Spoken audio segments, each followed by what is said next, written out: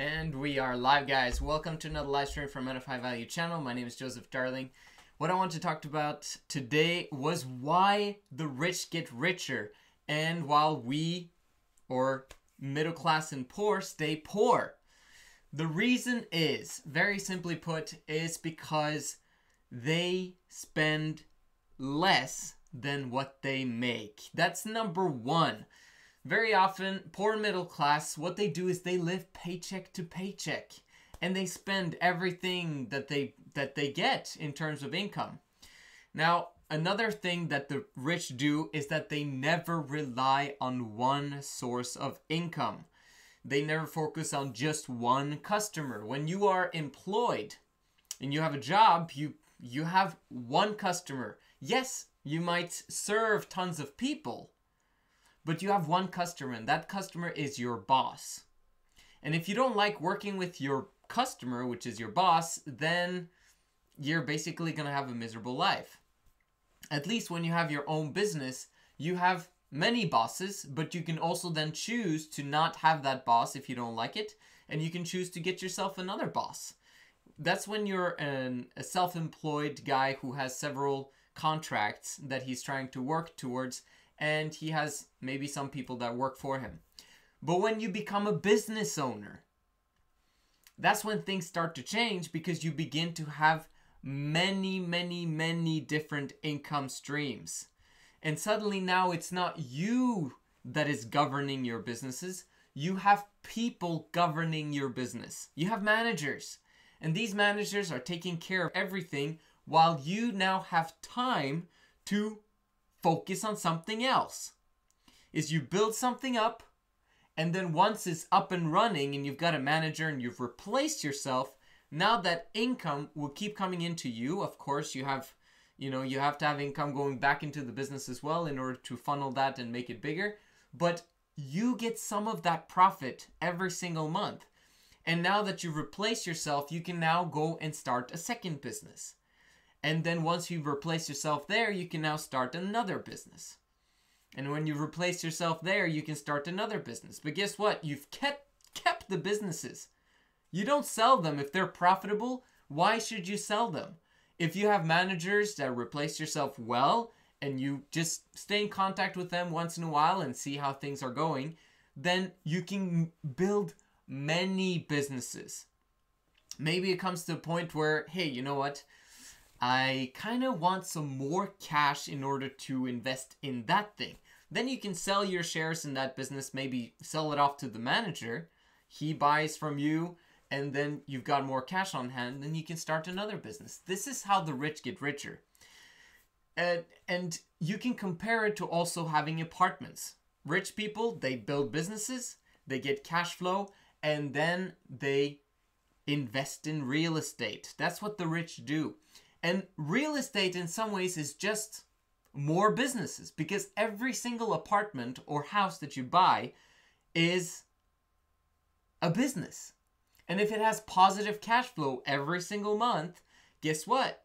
As long as you have great tenants living there, you will have that paycheck coming in every single month while you move on to the next project or to the next real estate. And you keep building it up like this. And you're gaining experience as you go. This is the same with YouTube. Once you produce a video or a live stream that I do, then over time you'll get enough subscribers. Once you get to 10,000 subscribers, which can take maybe a year of work, or 2 years, or 3 years, or 5 years if you suck and never improve yourself. But eventually you get there if you're consistent. Once you're consistent, you're gonna get some money in. And you will have some money, ad revenue, coming in from every single video, basically as long as YouTube is up and running and they don't change anything. If they just keep paying you for those ads, it's going to get bigger and bigger and bigger. Just, was it 30 years ago, there was 6 people. No, was it 20 years ago? 6% of the world's population was on the internet. Now that 20 years later, it has risen to 55%. Eventually, the whole world will probably be on the internet as we keep raising people out of poverty through capitalism. And once we've raised those people out of poverty, they will be on the internet as well. Now, YouTube will not only have doubled in size, because there's tons of people right now that don't even use YouTube. Like, I talk to people and I'm like, hey, you should subscribe to my channel. And they say, oh, I'm not even on YouTube. What? Like, who's not on YouTube? That is basically the search engine of tomorrow. Like, lots of people have used google.com to search, and I'll Google it.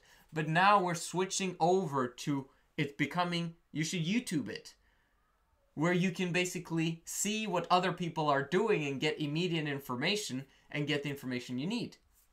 So I'm saying YouTube is the wave of the future, real estate, of course, and then building businesses in general, giving service to people.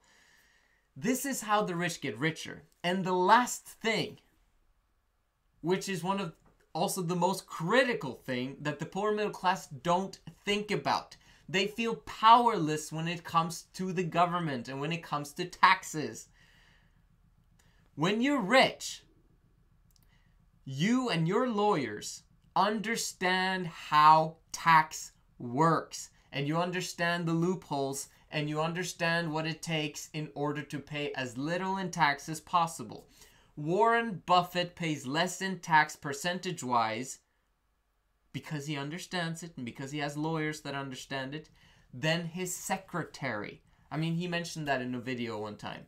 And that's not because he's like, that's not because the tax laws are not fair.